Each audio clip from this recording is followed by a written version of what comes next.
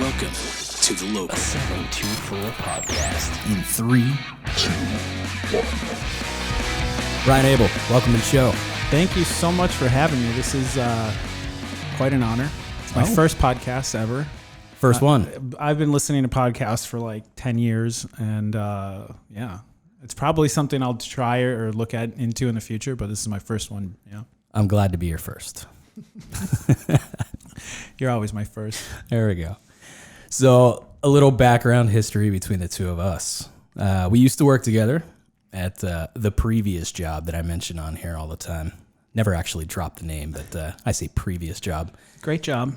It was a great fun. job. We had it was fun. You were the first person I hired.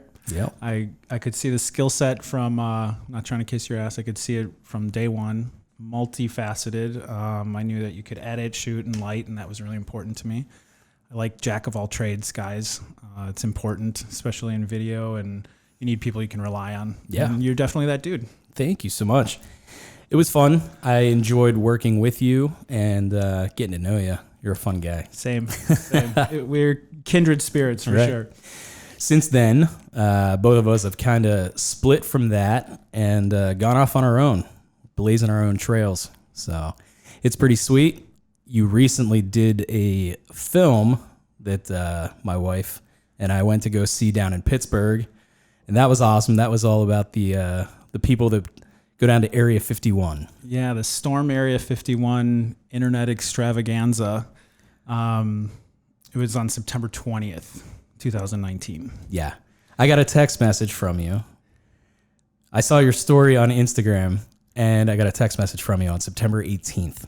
And I had no idea when you were going. I didn't know when this was taking place. And you're like, hey, man, you want to tag along? And I was like, I really can't. I just got married, all this stuff, funds are tight or whatever. And I looked over at Jess, and I was like, Ryan asked me to go to Area 51. And she was like, you should go. And I was like, I don't know that I'm going to go. I was like, I just don't think that. And now I wish that I went.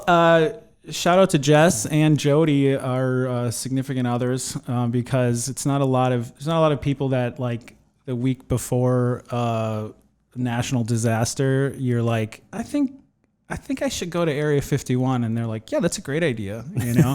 That's pretty rare. But I think that we were kind of. I had, as you mentioned, I went out on my own, and I'm doing film and video and photography on my own, and I had the time off. I was in between jobs, and I was like checking the temperature of the internet. Yeah. And something everyone should know about me by now is that I'm into fringe topics, and I like the term conspiracy enthusiast, not theorist, or and I don't like to believe them all. I just like to learn about them. You know, anything from giants that are found in Raleigh, North Carolina, or Antarctica, or whatever's going on. That's my Kardashians. I don't really pay much attention to pop culture or professional sports or anything, but this is like my thing. So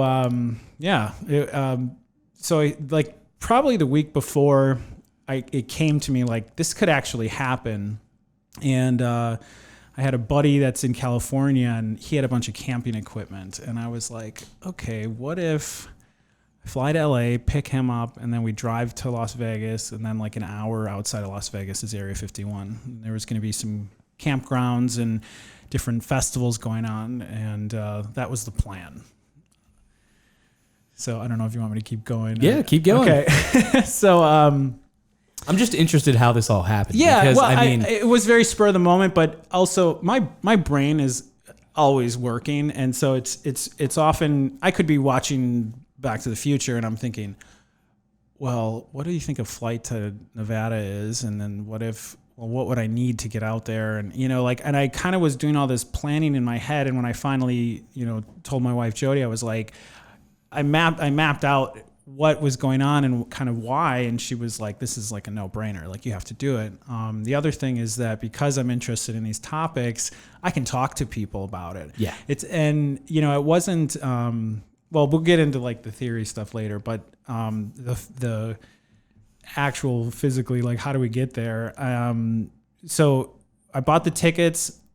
The next day, one of the 3 festivals was shut down. They said like we're not going to handle, there's 2.2 million people coming out to the desert. This is a town, Rachel, Nevada, that has maybe 25 police officers. Holy shit. Yeah, you're literally in the middle of nowhere.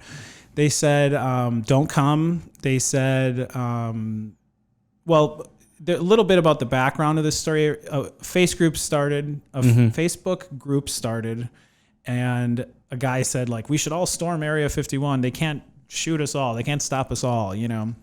And that blew up to like 1 million people in like the first like little bit. And then all of a sudden it was like 2 million people. And like so they were all saying that they were going to descend on this town. And there's one gas station. The gas station also is like the grocery store. They're saying like, we're not gonna be able to feed all these people. There's like a restaurant there. There's a hotel that's called the Little Ailey Inn. And it's just like a motel, like in the middle of nowhere. It's also butted up against public land, or like the Bureau of Land Management, which is, you can just pull your car on there and put a tent up. Like, that's our nation's land. That's awesome. This land is your land. And so we went I wanted to secure tickets so we had a place to stay, because I didn't quite understand the Bureau of Land Management and how, if we can, you know, and I didn't want to be like, are we going to sit in the car for 14 hours driving like the 2 miles leading up to it? And, you know, what was traffic going to be? And they sent, there was National Guard, Marines, Rangers, park rangers. These weren't even the people that work at Area 51 guarding it. This is just in a general military presence in case there was like rioting or just crazy stuff or whatever. And I have to tell you, they were so nice. They were laughing, taking pictures with us. They're, I made the joke of like, can't you like radio in some, stealth bomber to fly over us or something? And the guy even like reaches towards his mic and kind of made the joke like he was going to do it. He's like, oh yeah. So they were really cool.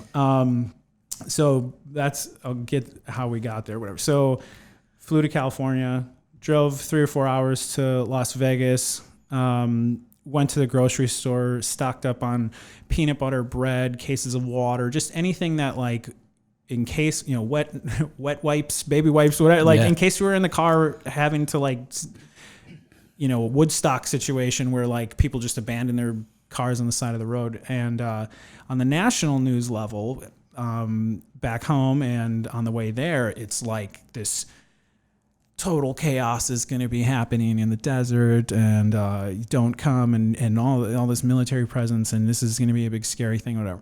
You get to Las Vegas and you're watching like the local news, and they show like a balloon floating through like an empty parking lot. There's like no one there. And that made me like chill a lot, you know?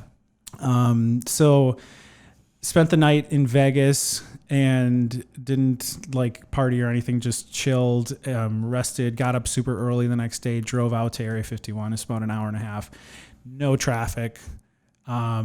And the idea, it wasn't just that I needed to go to see aliens or Area 51. Right. I wanted to make a photo project, a portrait photo project with a new camera that I had gotten, which is it's a medium format Pentax 6.7. It's basically a rangefinder that has large format negatives. So if you take your normal 35 millimeter negative that I'm sure most people know, and it's double the size, so it's a 70 millimeter negative, giant, and you get this clarity and sharpness that like doesn't really exist in digital. You can do things digitally, but like when you see a sharp film image, it's like, oh yeah. And so that was just the basic impetus of the project. Come home with some photos. So I had 10 rolls of medium format film, 120 film. And then, sorry, I keep moving away from this mic. Good. And so the night before, I'm like, why am I not doing any video? I'm like the video guy. You're like, a video guy. I'm a video guy, which is like... I have that same problem. Yeah. It's, whatever. People, as long as people keep calling me, I don't really care. Yeah. I mean, like when I'm out traveling and stuff like that, I find myself, I take all my stuff. Right. You I have it a with bag you. packed full of gear that sometimes never sees the light of day. Because Right. I'm just like, I want to have fun and I want to experience all that with like my family or my wife or Right. something. Which you should. And it ends up being, I take a lot of photos, Right. but then I don't like try to put together some story. Right. But Yeah. I'm pretty glad that you did. Well, story, let's use that term loosely. I think, there's definitely a thing where you have your stuff with you and you're just, I collect experiences, and part of being in the moment is not looking through a viewfinder. It's like really, I mean, this is going to sound ridiculous, breathing the mountain air or the desert air. And what does this feel like? And what is the sun like right now? And what are these people doing? I'm observer, know, I love to watch people. I love talking to people and learning about them. And, so I decided that, well, while I'll take their picture, but then I'll also ask them if I can do like a short little interview, and kind of make it, I'm not going to do this rigid structure of 10 questions and then I'm going to cut through all the questions of what these crazy characters are doing, and I also didn't want it to be like a vlog. Yeah. I'm not a YouTuber, and I didn't want to be like, what's up, everyone? We're down at Area 51. There's all these wild, zany people. Let's see what's going on. Because I saw people trying to do that. Oh, yeah. And in a way, it's a bit exploitative, and because it's not like those people. It's like I am one of those people. Like I sit there on those same websites too, and I wanted them to all feel respected. And there are some more interesting characters, and then there's also just like some dudes, and I tried to give them all the same weight, and I let the questions be kind of light and loose and more like conversation starters. And that way each interview is like totally unique. And, if you, instead of saying, what do you think about this? And what do you think about that? I just would open with like, so what brings you out here? Where are you from? How long have you been like looking at this kind of fringe topics and stuff? And I mean, I met people from Barcelona. I met people from Wexford, Pennsylvania. I met, retired Rangers that are RVing around the country, and very wide array of people. Not one of them crazy or anything, just having fun. And the film is really about the community that surrounds this kind of stuff, and I don't know if you've ever been to like one of my first jobs, oddly enough, was photographing an anime convention. And it was at this college, and, I didn't know anything about anime, and I didn't know they were going to be like dressed up. I didn't know that there would be like cosplay happening and stuff.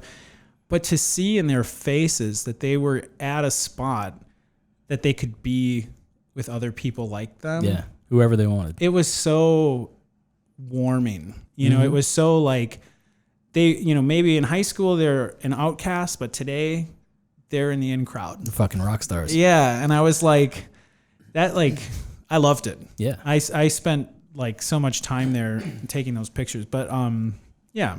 I mean, it's basic human need, to be accepted, to belong. Yeah. Community. Yeah. I mean, absolutely.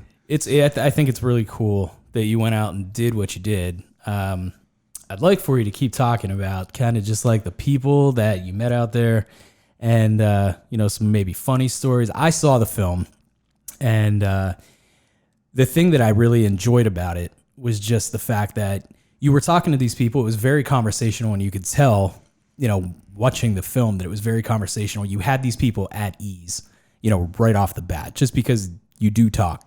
I'm a talker. You're a talker. I'm a talker. And so it was just nice to see like you asking questions, and you were getting some good information, but you were also making it like very lighthearted, and it was funny and very informational all at the same time. Yeah. And I think, and I'm sure, as well as I do. When you're working and you have to shoot interviews for a client or something like that, things do get a little rigid, and you try, I always try to put them at ease, but if, a client kind of needs something specific. So you kind of have to start pushing for, well, I would really love you to look at the camera and say thank you. How about we, and the person starts getting tense, and they start, well, that's not what I would really say, but I also want to make you happy. So, it's turning into an acting job at that point. Right. And regardless of their sentiment may have matched with what's being said, but it wasn't important for me to get this zany thing that someone's going to say. And a lot of people, like Jan in the film, she's the one that says, don't make me look like a dick. I love her. She actually emailed me and said, thank you for not making me look like a dick. So that was pretty awesome. But she, I have a tattoo, and it's like a little Native American with shooting at a star. And she actually came up to me, and she was like, oh, he's shooting the star. It's like, yeah, okay. And she had an alien blow up doll in her passenger seat of her truck. Yeah. And all these files. and I'm like sitting outside of a gas station. So that kind of actually, just to continue what I was saying before, is as we were getting out there and there was no traffic, I was like, I could see we're not going to have any problem. Like, let me just let's pull over and just see what's going on. Start talking to people and whatever. And you can, the energy in the air was palpable. I mean, it was like, some people dressed up at the gas station, and some people just like wearing alien sunglasses, and like it was such a fun atmosphere. And then I just started grabbing people and saying, hey, do you want, I'm just doing like some video. You want to, chat for a second? And she talked to me for 45 minutes. Yeah. I had to like get a new card and like, okay, let's keep going, The problem is when you get it back and you're trying to make sense. I understand some of the things that she was talking about, but people on the outside of the fringe topics, they have to. So her 45-minute conversation was trimmed to about less than 5 minutes. I mean, I had her in for like 11, and then I was like, because the editing, is very. It's not, I'm not trying to make something. I was making something for me. There was no client or anything, but I was also trying to make it for an audience that your average person who doesn't know anything about about fringe topics, outside stuff, that they could enjoy it, and also make it clear what this person is saying. Because sometimes when you get into a conversation with,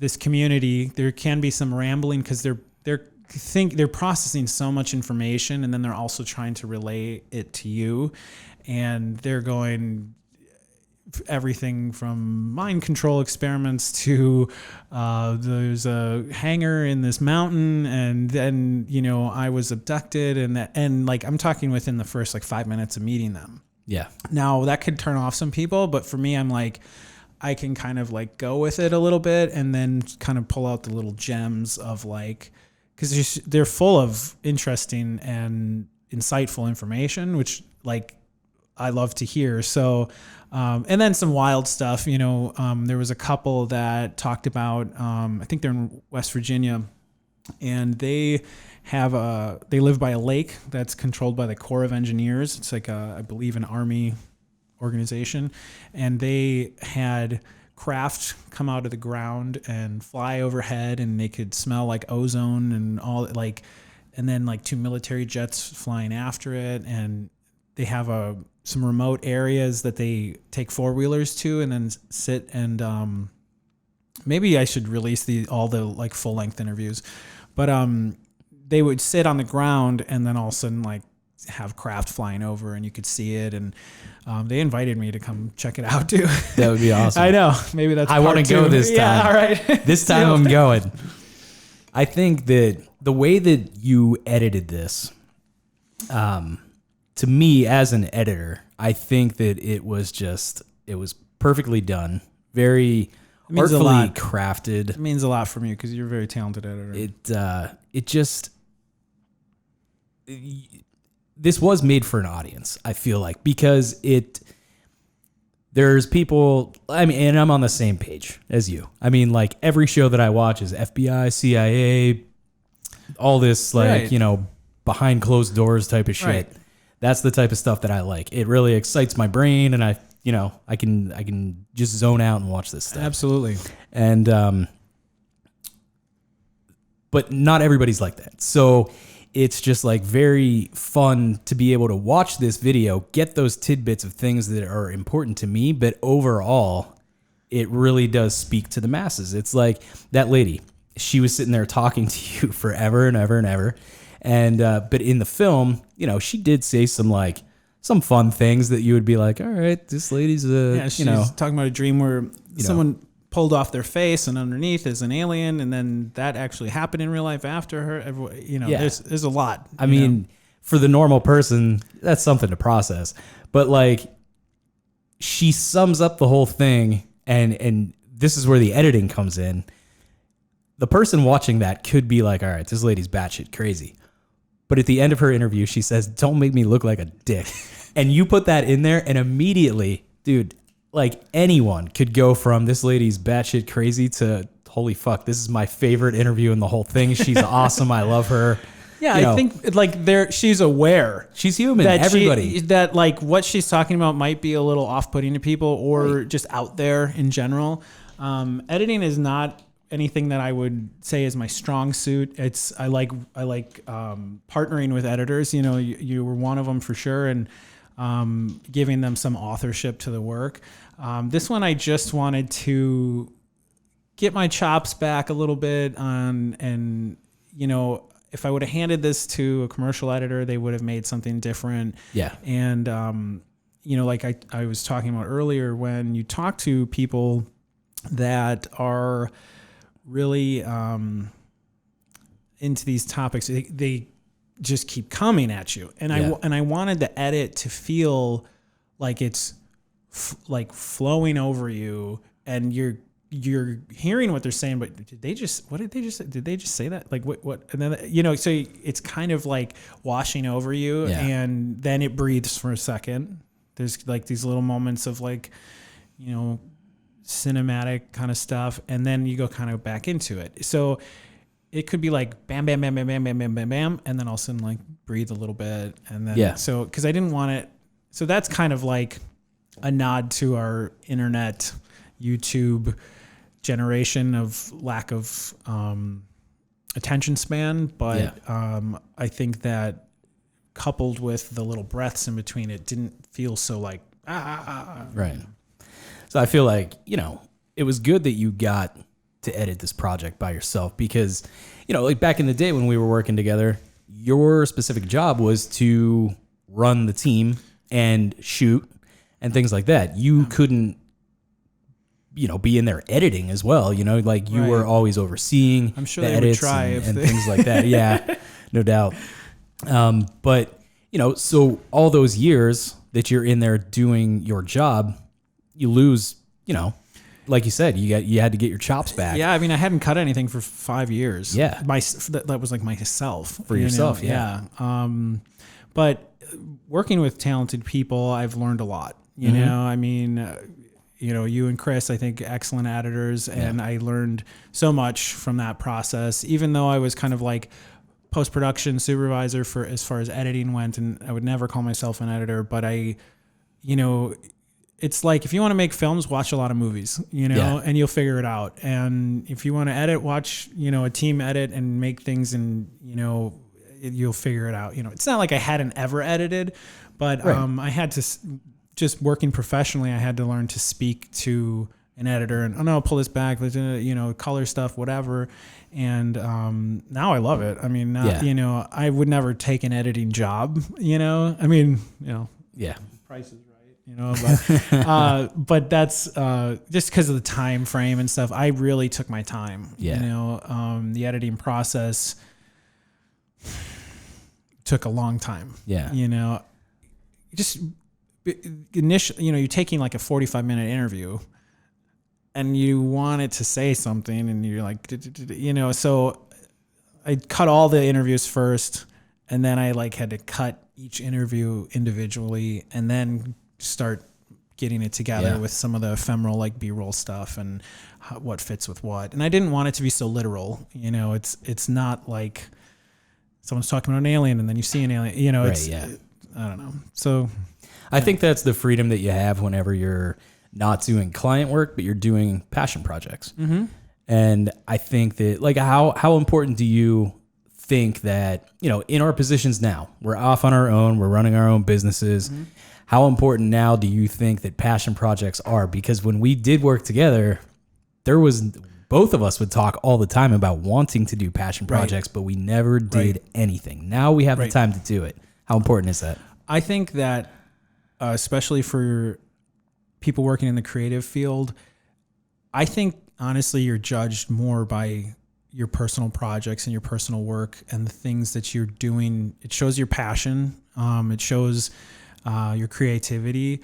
You know, it's nice to have a good professional portfolio, but that is art that I've made for someone else. And I've made it at a high level to their taste and their direction. And I enjoy that. I like that collaboration. But that doesn't necessarily, it's like a technical exercise. Someone could say, oh, he can shoot a red camera and he can, you know, operate a dolly and he can run a crew or whatever. But when you want someone's voice, you know, and so that's really important. So I feel like now I want to start doing a lot more, like making a schedule almost of like, okay, I do a commercial job. Now I have a week off. I can do, you know, this smaller thing. That's something that I'm more into. And, you know, like say you want to direct the Childish Gambino music video or whatever. Yeah. I mean, they're not going to pick you based on the clients that you made great work for. They're going to pick you for your vision. And usually you can only really express your full vision when it's your own project. Yeah. You know, and also, even if you're not trying to go next level like that or whatever, for a creative person to continue doing, even if you're a graphic designer or an illustrator or whatever, to keep making stuff, that's just to keep the juices flowing. And then you can pull that into your commercial work, or, hey, I was working on this thing and this, you know, we could apply that to this brand or whatever. Yeah. And, you know, that's, I think, and then I think people actually will pay you more because you're an artist, you know, and if you're just a guy that can make videos or whatever, you know, then you're not really differentiating yourself, you know. But if you're, you know, something that, like, I think came across in this is like a bit of my nature, you know, lighthearted, have fun, and also like make something cool. And I have been posting commercial work since Instagram started, and, you know, you get likes and comments and stuff. Great. But when I started this project, the response was overwhelming. I've never gotten more engagement in my life. Isn't it wild what people latch onto? I mean, I thought I was doing this silly, passion project that no one's going to watch. And now there was like 100 and some people at the screening. Mm-hmm. Shout out to Alex Rivera and Dancing Gnome for putting it on. That was amazing. And then there's been 1,000 views. It just hit 1,000 views on YouTube, which I thought I was going to get like 100. Yeah. You know, and so, and I'm trying to get it shared and posted but yeah, the response has been overwhelming, and it's only encouraged me, you know. Absolutely. Now I'm like, okay, that's because like I work in fashion and retail and these, you know, it's a small market and there's a lot of competition for artists in there. But when you start to think about like the audience outside of there, it's massive, you know? So plus it's like stuff that I'm interested in. So as long as I can keep working professionally, commercially, whatever, but then also have time to make my own stuff, I'm like golden. Like, that's great. That's all I want to do. That's awesome. I know when we were working together, like that was kind of towards the end of my tenure there. passion projects really like, I mean, we've talked about it so much and we talked about making videos and all of this stuff. And I sat and I realized like, I haven't really done anything for myself since college. Now I'm 30 some years old, right? And I'm like, geez, oh man, I sit and I call myself like, you know, a video creator, right, or a filmmaker or something, you know, whatever. And, you know, all I'm doing is pumping out weddings, right, pumping out commercial work, right, pumping out, you know, there's no shame in it. Yeah. You got to pay your bills. And Absolutely. I understand that. And, you know, we both have families and it's like, I mean, that is the most important thing to me. But there's got to be a point where you're sick of hearing yourself saying, you know, and I'm an idea. I have to do this. Yeah, I'm an idea guy. So like I'm talking about ideas all the time. And Yeah. I'm like, I'm so tired of, there's one idea that I've been dragging along for like probably 12 years. And I'm like, I'm so tired of thinking about it.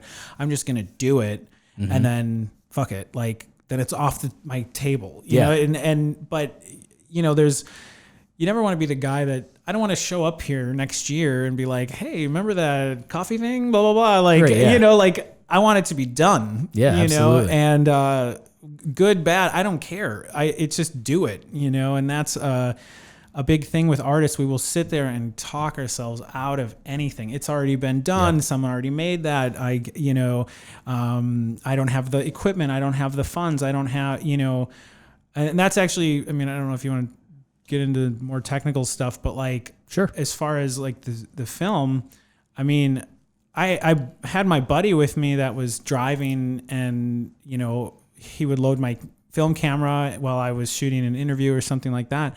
But I did this as bare bones as possible. I had one lens and a 5D, you know, and you had asked about the microphone, you know, it's a $25 microphone from Amazon, and link in the show notes. And that, you know, out of that came, you know, this little piece. And that you don't need the red camera and the Alexa and the 25 people in your crew and whatever, and all these lights. But, you know, maybe start smaller. Okay, get encouragement. Your people are going to respond to it. If you do something that you're into and that resonates with people, it shows. You know, if you do something you're not into, that shows too. You know, It certainly does. whether There it's was, go ahead. So I was just saying, like, I mean, after all that time of thinking, like, hey man, I want to do stuff. I finally, that's where my YouTube thing started. That turned into my passion project, was just like kind of pumping out these like little videos, and they didn't mean shit to me. They were just like fun little things that I was doing, again, just to like kind of show who I am and like do these fun little videos. It's like an exercise. It really is. And I can honestly attribute me leaving that job, me feeling comfortable enough to leave that job, to doing YouTube. That's now I'm not saying that I was making enough money to survive on YouTube, but it gave me the confidence to get out there because I was learning new things. I was implementing different techniques in these videos and things that I wasn't cleared to do at work. Right. So, you know, you get out there and you, like you said, like, you know, bouncing ideas from, you know, YouTube and the new generation, you know, out there making videos. You pick up on those things, you learn things, and you just start to implement those things. And then that's what I started doing. I was implementing things into my client work. People love that stuff. And it's just like, you know, I think passion projects are something that is just very important because of all the things that you just said. And like this, talking yourself out of ideas. I mean, I'm surprised this podcast is even happening because I have tried to talk myself out of it a million times before it started. And then finally I looked at my office and I was like, okay, I have a corner of the room with a shitload of equipment sitting there that I just spent, you know, a couple grand on. And I guess I have to do this damn thing. Yeah. And you know, like to, you know, you were a big source of inspiration because I would watch, you were making those skate videos of the motorized scooters. And I remember the one with the playground where it was like the playground, animals were talking to each other. Oh yeah. And it was like so fun. And you could see that you were having fun making that stuff. And sometimes when you get into a grind of working too much, it's not fun. it's not that it's not fun. It's not digging ditches, that's for sure. Mm-hmm. But you forget some of the reasons why you got into it and some of the excitement, So this podcast is a perfect example. I mean, I've been talking about a podcast for years, and I'm like, nah. Now Jordan shows up and he's like, all right. And you have this whole thing going on. You should do it. I'll think about it. I'm not like, I'm kind of throwing around like a video podcast idea, more like short interviews with people or artists that I think are interesting, that may be relevant, maybe not. There's an artist in New York, it's a Latina artist that makes these beautiful sculptures, and she's got like just a great head on her shoulders, and we've talked, and that's going to be one. There's another cisgendered blind blues musician. He's kind of like a ragtime musician that I found on Instagram, and he's so talented, you know, and I just want to talk to him and see what his life is like and listen to him play banjo and like guitar. He plays like old timey blues, so yeah, there's other guys. There's a guy in Philly that I'm just mapping out my episodes right now for you. Right. There's another guy in Philly that has all this information about how the city of Philadelphia is laid out and kind of like all these esoteric meanings and stuff. And he's like a Rastafarian guy. So that's pretty cool.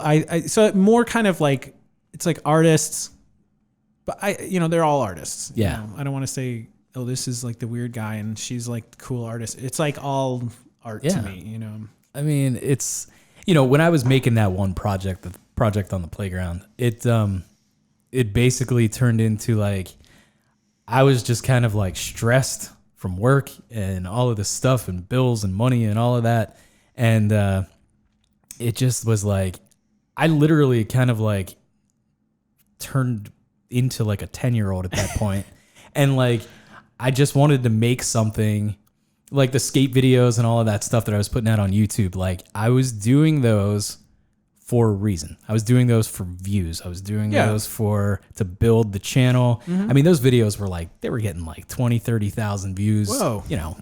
Whatever. That's amazing. So I had a motive to make those, and I just wanted to make something that was just goofy. Like I wanted to I didn't want to be labeled as like, hey, that's the skateboard guy. Right. Or, hey, that's the camera guy. I wanted to just make something fun, and some people could see my sense of humor and things like that. And I thought it was pretty cool.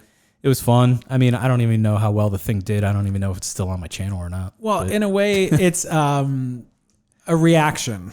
It's like when you see like modern art pieces where it's like Mark Rothko, it's just a red canvas. Yeah. And you're like, oh, my niece could do that or whatever, you know? Well, what you have to learn about is maybe what was happening in the time that art was made and maybe to that artist. And, I believe it to be like a reaction to classical masterpieces and whatever's happening in the art world, and people only thinking art was this. And he's like, well, I don't want to draw a 17th century woman next to a window or whatever. And so then it was kind of like punk rock, and so maybe you were feeling like the expectation of me versus like who I am, and why can't I have fun with this anymore or whatever. And sometimes the last thing you want to do after working all day is go home and open Premiere Pro and be like, all right, let's make something. It's just like you're exhausted. So I saw it as this like reaction and trying to find yourself again, which is really powerful. And I think silly or not, or, whatever, those exercises, whether you share them or not, or I'm glad you did, but that's so important. It's just keeping you alive in you. I mean, like, it was fun. I think it just turned into this thing that like I wanted to do. It was like, just a thing that I almost had to do to just like get rid of it. Yeah. Yeah. Like, I made power up absolutely and then get to focus on like, whatever. I was spending too much time focusing on everything that I just wanted to have fun, turn into a kid again. Yeah. And then once I got rid of that energy, I got to get back, focus, do all of that? I was working, this is years before I met you. I had an artist in residency program. So I had like access to this. It was like in a church basement almost. And you could do whatever you want. And then at the end of the year, you had to screen your stuff, show your work, and then educate some like high school kids. And they would come in and you'd give like a couple presentations to different high schools. And because I was working commercially at the time, all I could hear in my mind were these people that I worked with that were, everything had, you know, the light had to be perfect and the hair had to be perfect and the makeup and the composition and the like there's dust on the ground. We've got, you know, like every single thing. And I couldn't get their voices out of my head when I would just, and I went to fine art school for film and like experimental stuff. And all that always came easy to me. And then I go in the commercial world and I was like, so then the art that I made at that residency is like in a complete fuck you to that perfection thing. And it was basically when you would bring up videos within certain players, if they would start to glitch, then I would screen cap them and then print them. So it would be like this beautiful color palette, but it's all glitched video. It's really cool. That's awesome. Yeah, I'll show you some. And then, but it's not perfect. And the ideas of like, who's the author? And you're working with technology. It's a totally random generation of art. And it's, you know, like I was almost just extracting the art from this weird process, not making it per se. And so that was very freeing too. The other thing is, you know, the people that I was working with at the time, although great craftsmen and technicians, not artists. You know? So there's a difference. That's the problem. I think that like, you know, whenever you do work so long in like a corporate atmosphere in a creative field, it turns into it just turns into a job. Mm-hmm. You know, I often refer to my previous job as a video factory. And that's what it was. Like somebody handed me what they wanted. I completed it. I handed it to the next guy. They completed it and it spit out a video. Right. And it is what it is. That has to happen. That's what has to happen. But, you know, being off on our own and things like that, I mean, we get to experiment now. I'm so happy that I had the experience to work 100%. with you and in corporate and all of that stuff to make me kind of realize what I really wanted. And you need that. It worked out great. Yeah, it did. And you had to experience, you had to go through that. Yeah. You know, and you wouldn't be the G that you are today had you not. Oh, definitely not. And like no shade on any past things. I've loved every job I've had, you know, and there's just certain points where I just personally, you know, you're like, well, I want to keep doing this, but I also want to expand and try other things and, you know, so. Yeah, it's a real cool thing. I mean, like, so when did you even like get into video? You went to college for video. That actually. But no, I did not go to college for video. I went to college for film. Film. My bad. Yes. Film. I'm kidding. So good question. I'll try not to make it that long. I don't know how much time we have. We're good. We should have opened with that. I was really young for my grade in high school. I should have been like a year before. And then I graduated like a little bit early. It's a semester early. Not because I was super smart. I like barely graduated, but I was like, I figured out I could get the credits and leave. Yeah. Then I went to college and I studied marketing and I'm like, this is not for me. And then I quit college with no intention of ever going back after like a year and a half. And then got a job at an office, started working in a cubicle, little prison sentence. And I was definitely escaping through films. I would go to the library and get like 13 DVDs and watch them all. And I started realizing that there's like something else here, that this isn't just boy meets girl, they fall in love, they fall out of love, then they get back together. Like you would watch something like Pulp Fiction and you're like, this is like a whole universe, and they're like referencing all this other stuff, and it's like artful and beautiful, but also can be appreciated on this normal level. Yeah. And so I started to read more about film, and I just thought, if somewhere in the world a guy is getting paid to like hold a light stand on set, that could be me. Yeah. That's as low as my expectation was, because it was either work in a cubicle or be poor and be on a set. That would be okay with me. Yeah. Because I was not happy. So I decided to go back to school. And I remember telling my parents, like, I'm going to study film. My dad was a machinist and my mom works at Walgreens, So like, oddly enough, she did work in the photo counter. Yeah. So I was getting like free processing my entire like high school. That's pretty nice. Yeah, I know. So like now it makes sense. Like Bonus. why I was like, went in that direction, but, I decided to go back to school for film, and I went to University of Wisconsin, Milwaukee, which their program is, I thought I was going to learn to make like Jurassic Park or Harry Met Sally or something. Yeah. And their program, it is an experimental film program. It's one of the top 3 non-Hollywood schools in the country. I didn't know any of this. This was the local school. I didn't come from money. I couldn't go out of state or anything like that. And, like if you think like Warhol films are like, whoa, out there, that's like the first week. Yeah. That's like nothing. Then we go 4 more years, and so that Baraka, Toyota Skotsky. that's too commercial for them. Yeah. That's very good, but too commercial for them. Right. We're talking like there's this one called Wavelength. I can't remember the artist's name. Forgive me. I think his first name is Michael, and it's a photo of a room. Mm-hmm.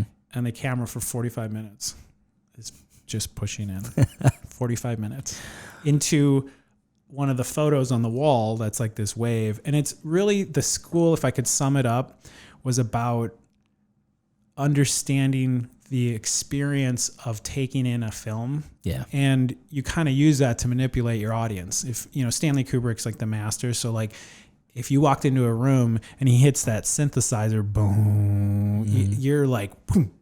Like you're there with that character. Same thing with like symphonic music, like the joy that brings or whatever. Yeah.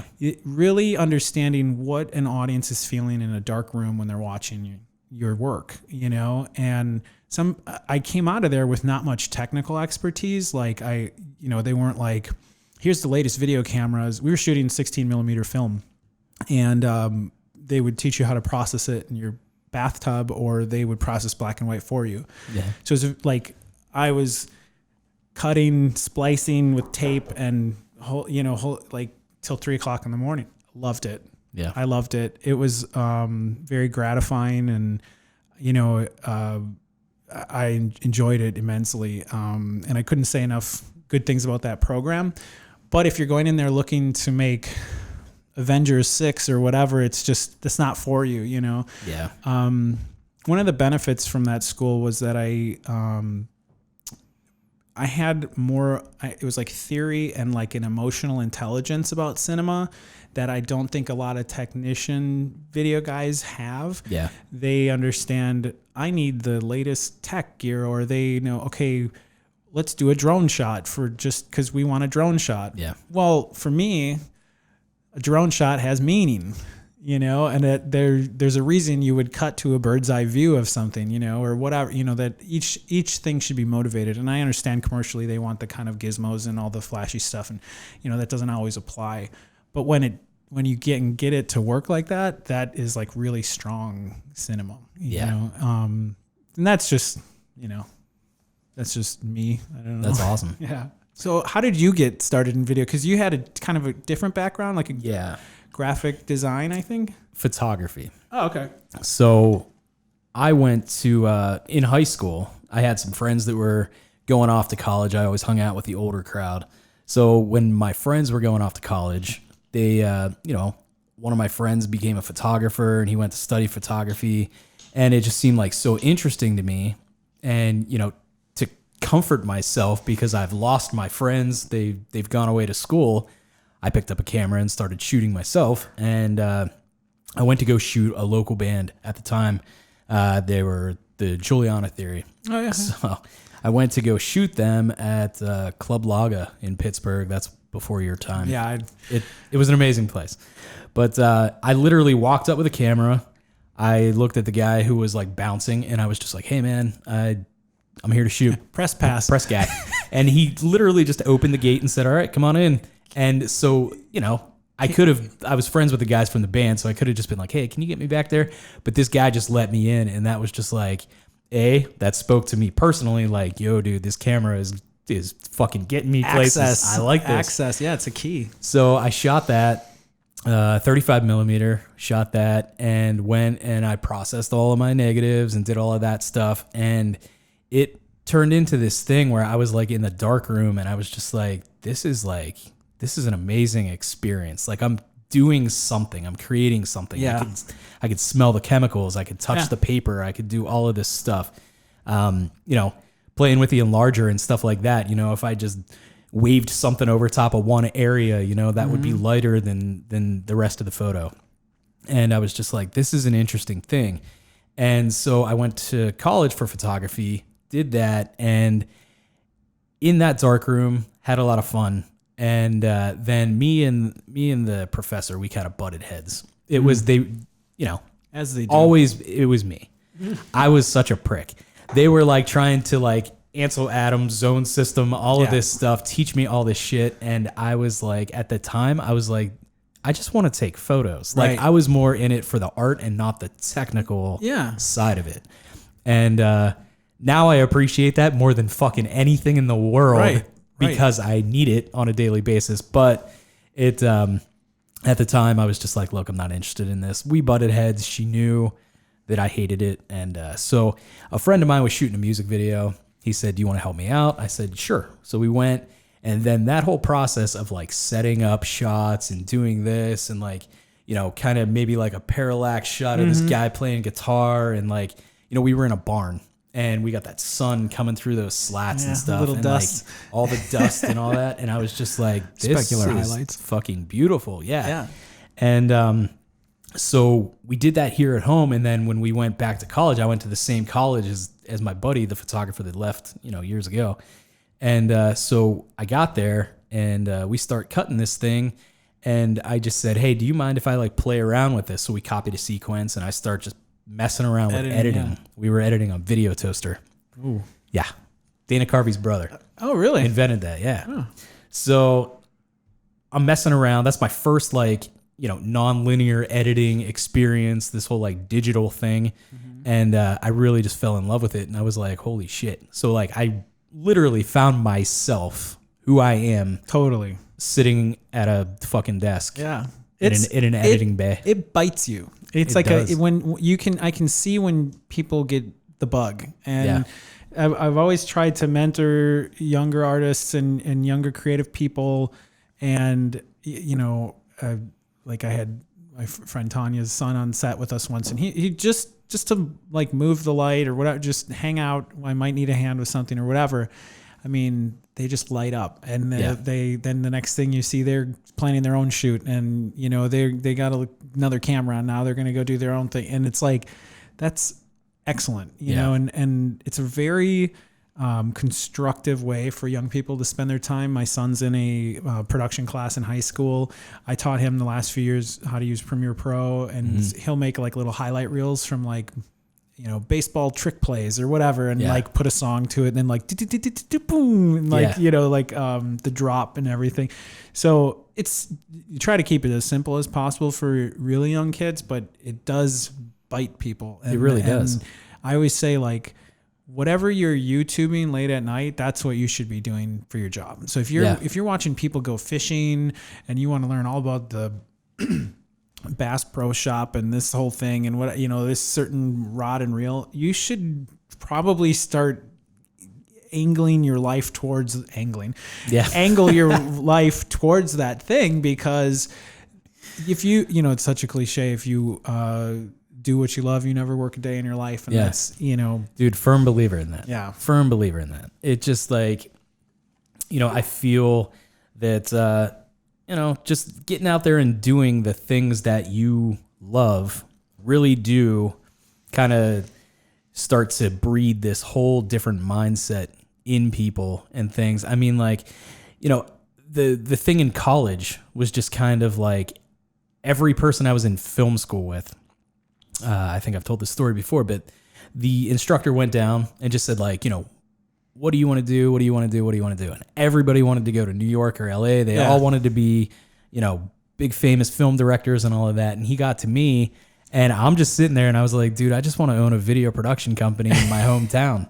Like I want that local market. Yeah. Like I want to be that guy. And so obviously that's what I went ahead and did.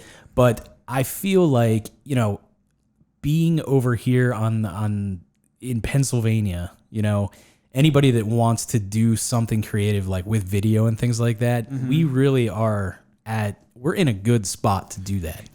Like when you and I were in LA last year, I was talking to some guys on set and, I'm talking to a guy who literally, and no shade thrown at any of these guys, they're awesome people, but he just was saying like, hey man, by next year, I think that maybe I'll be able to, run camera and this and that. And I'm sitting there and it impacted me so hard. I was just like, why don't you fucking do it? Right. Just do it. Right. There's a whole structure out there. Right. There's a whole fucking like. Right. Now with union cameramen and all that, like, and that was, I've been very lucky because if, the industry changed as soon as I was like ready. The photo and video world started to combine when the 5D came out and the red camera. And prior to that, I thought when I got out of school, like, geez, someday I hope someone will let me look at a red camera on set. Like I might be able to like look at the menu, so they were like $50,000 to $80,000 totally built out when they first came out. Yeah. And that was, and then all of a sudden, these retail clients I had just bought red cameras and they're like, well, which one do you want? And I'm like, what? And then also they got 2 cameras. And then I was like, oh, I can operate, yeah. But if you do go to LA, you do go to New York, you might get someone coffee for 10 years before you're sitting and operating like a film camera, a movie or a commercial or something. So I am always like someone that I have to make the opportunity for myself, and I can't, I hope and pray that somebody likes me, that they're going to give me an opportunity. Give you your shot. Yeah. Like just go. One of my dreams is like to take the cheapest Canon Rebel that's like $300 on Craigslist and make like a short piece that's like gorgeous, and everyone be like, what camera did you use? And like the same one that you have in your basement right now that you're not working with, exactly. Like it's just like, use what you have, dude, an iPhone. It's the best camera you have. The camera you got with you. And and if it's, now with the iPhone and slow motion and all these lenses and all that stuff, it's like, I wouldn't even need a gimbal or anything just to make something really nice. It's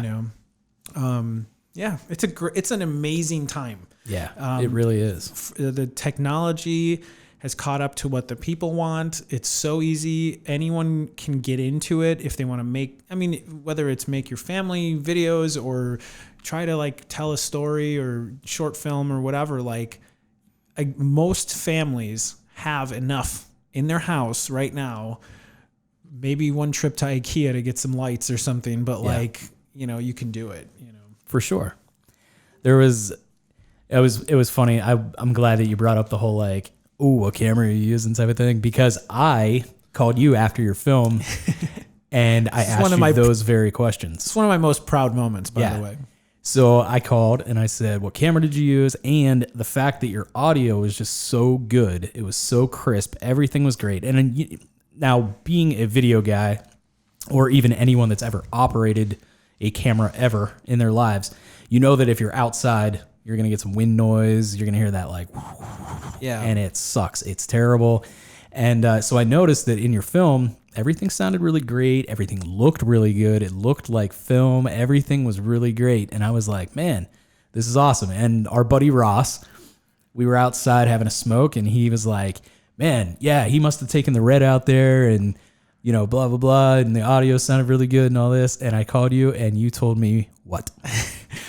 Well, first, I was really proud of that because I didn't take the red camera. I just took a 5D, which, like if you play its strengths and, to me, I thought, oh, there's all these problems with it. It's blown out. We're in this hot desert. It's blinding. Like, how is this going to look when I get it back? I wish I would have brought the red camera, and I really just played up its strengths. And I know that like shocked you when I said that, but I think that, if you use all your powers, you can get a great image out of it. And then the audio was just it's called a Takstar. You can get it on Amazon. I think it was $25. And I found out through blogs, whatever, this was like years ago that I figured this out, that the guts of this $25 microphone were the same guts made in China for other expensive brand microphone, which I won't mention. And so it's, I've probably bought 5 or 6 of these over the years, and like it's so good and reliable. And it has like a few little features where it can cancel noise, or I use Apple earbuds and not like some fancy stuff. And, like this is a very basic setup, it was a perfect example of like, use what you have. I had a backpack, and that was in a monopod. That was it, and I think I was really proud of how it came out, but it definitely took some massaging. I cleaned up the audio, and that was still my biggest kind of like cringe of after it was like finished. Oh, really? Yeah. I was like, dude, it sounds great. You're beating yourself up. When you called me, and the first thing that, like, I respect your opinion. And so like when a video guy calls you and says like, what did you use for sound? And that was like the one point that I thought was the worst part. I was like, oh my God, that's a huge compliment, So, again, you don't have to have boom mic and this guy, and you got to, whatever he's got a DAT and whatever, like, right. Just go for it. And if your topic, your subject of whatever it is you're doing is engaging, maybe that's why you didn't notice the audio was so shitty. It's because it's engaging, but like, I cleaned it up, but yeah. Anyway, so I appreciate those kind words. Definitely. Yeah. So why don't you? I have a quick question for you. It. So aside from the marketing and stuff, why did you decide? Because there's a lot of ways to market yourself. Why did you decide to get into podcasting, and what was the appeal? And I feel like you are very smart in getting this localized situation going. So tell me about that. So that's a good question. They're kind of similar to you. I was like pumping out kind of all this like work, and someone's getting a good response, but I'm not getting a good response from my friends, the people who are like, I call my friends, and then I was getting this response from like friends of mine that I met through YouTube, like in Canada and like all these other places. And, I really just felt like, I need to do something local. Like nobody here in Greensburg cares about like me telling them how to work a camera. Right. So, it just, I kind of shifted focus. Now I was thinking, how can I do something cool, local for the community, talk to people and kind of market, people's businesses or their art or, ideas or whatever. And, at the same time, use that as a vehicle to promote myself and my video business here. And, the podcast really kind of just seemed like it was the way to do it. Yeah. And you're getting a great response, right? Yeah, absolutely. Didn't someone say like, hey, you're the podcast guy? Yeah. Doesn't get better than that, right? I mean, it's pretty sweet. Yeah. I mean, to be, just kind of doing this thing in this little town and stuff, like I get to learn about people that, I see all the time. And, people that I don't know, I get to learn about them and what they're doing and, just kind of how this area is going through this revitalization. And, we're getting a casino down the road and all these restaurants are popping up. My buddy opened a brewery. It's just like all of this stuff is happening like within 5 mile radius of where we're sitting right now. I think it's so smart. And don't hate me when I rip off your idea and do it from my region, but You should. but it's just like highlighting. Now maybe the brewer guy doesn't think of himself as an artist, but that's an inspiring story. I think a lot of people, if you're working for a company and then you see someone go out on their own and you see, like, I had a neighbor who started a brewery and I just thought, like, well, I gotta be as smart as that guy. I work as hard as him, like, and it's kind of like the American dream, And so I think that's really appealing. Also, I noticed that you were highlighting, artists, Dasher, and then the lady from the arts, Kelly Brisbane. So I think that there's probably people in this town that don't understand that there's a cultural trust. Right. And I had no idea. Right. They want to support people's creative ideas. Yeah. And it might not be like, whoa, I'm this wild artist. It might just be like, someone that wants to have a space to make stuff. Yeah. And whether it's knitting or quilting or building furniture, whatever, it's available to them. And I think that's really, really cool. I think it's pretty awesome. Like, without the cultural trust, this podcast probably wouldn't have got off the ground, because I went ahead. When I got all this stuff, I got, different mic stands and all of that stuff. I was prepared to go mobile. I was going to go to people's businesses or people's houses or studios or whatever. I was going to take my backpack full of stuff to them and then set this all up and do, whatever. And that is really what kept me from pulling the trigger on it for like the longest time. And I just kept thinking about it. I thought about doing this podcast for a year before it happened. Yeah, yeah. And it's an incubation phase. Yeah. And as I heard about this cultural trust, I was like, I want to check this out. I can't go and spend like a shitload of money every month on a passion project. Like, I can't pay rent. Right. No, I totally for get that. something that doesn't. I mean, I don't even shoot video in here. Right. I'm a video guy. I own a video company, and I don't use this studio for video. I could if I needed to, but this was like a passion project, so I can't dedicate that much money to it. Right. And that's how it started. And then I was just like, who is this place? Like, what do they do? And the rent was very affordable for artists and stuff. And I was just like, I'm going to do this. I'm going to set up a studio. And I wanted, to take this a little bit more seriously. And I wanted other people to take my podcast more seriously. Mm-hmm. And, I didn't want it to be like, oh man, everybody's got a podcast now. And this guy's just running around again, with a an microphone artist and blah, talking, blah, blah. You're talking yourself out of it. Yeah, exactly. Right. And, so I wanted to, like, you know what? I'm gonna up the ante here, and I'm gonna have a studio. I'm gonna have a dedicated place to do this, so people take me seriously, and I take myself seriously. And as much as I wanted this to be, for the community at the time, first and foremost, I have to pay my bills, so I needed to use it as that marketing vehicle for my video business. And then once the first episode went down, I got a call from a company, and they were just like, "Hey man, we heard that you first episode, right? We heard that you run a video company. Let's talk about shooting videos." And so that happened, and so I enjoyed that. But the fact that the podcast itself did so well, this whole thing kind of transcended what it was originally intended for, and now I love it. Yeah, I just get to talk to people, all kinds of different people.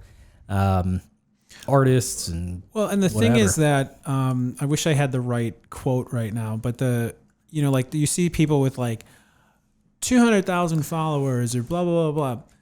When you're localized, you don't need that kind of numbers. What you need is like 100 good people. Yeah, that are actually real fans, for sure. Real people that actually follow you, people that download the podcast, like the video, comment on the thing.